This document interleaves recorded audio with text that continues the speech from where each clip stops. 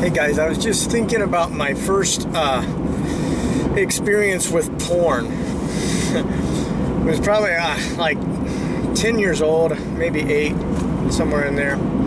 And my best friend, I would always go over to his house and hang out, spend the night, and we could play.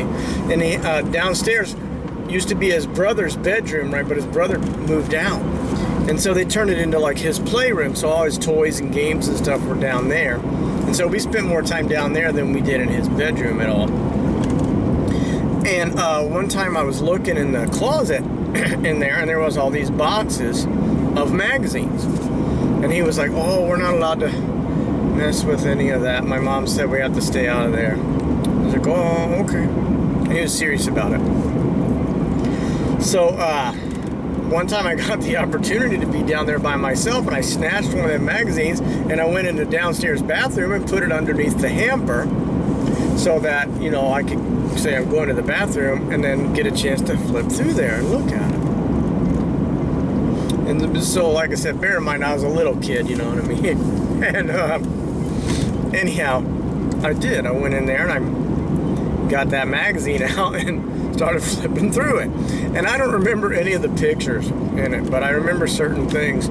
Like the one thing that really made an impression on my impressionable mind was an ad for these strap-ons. And it showed like 5 strap-ons there with the straps on them and stuff.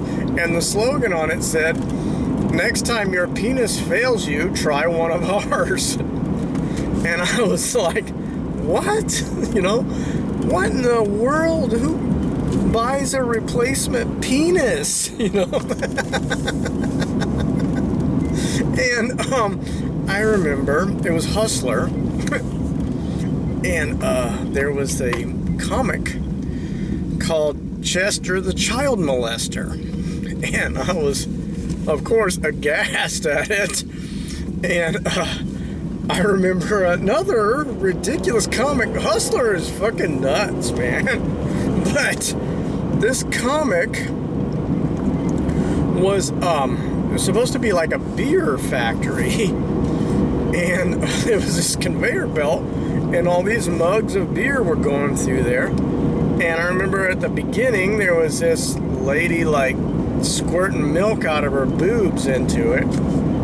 And then at the next station, there was this lady squatting over it, pissing in it, right? And at the next station on there was some guy squatting down, shitting in it. And I was just, once again, just aghast at what passed for adult entertainment, you know what I mean?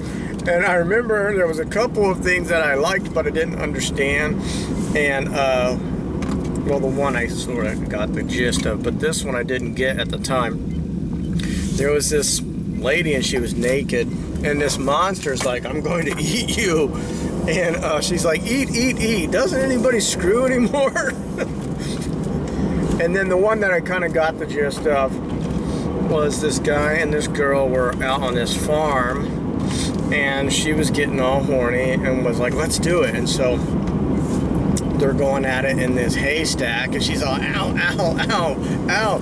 It's itchy." And then there was this couple beside them, and the lady was on top. She's like, "That's why I'm always on top." So, like, I still don't really get the humor in that one, but I understand the stuff a little bit better these days. And yeah, I don't remember any of the photographs. I remember all of that stuff, though, out of this one issue of Hustler from probably somewhere in the mid to late 70s. Just because of how old he must have been when he got him. And that was my first experience with porn, and I'm surprised it didn't put me off of sex and porn in general, but it didn't. But man, I wonder what all was in there. That was the one magazine I got out of that box in the closet. There was at least one box, I don't even remember. And I bet money that he went through them too, but didn't want me to do it, but I did. And anyhow, that's my story for my first experience with porn.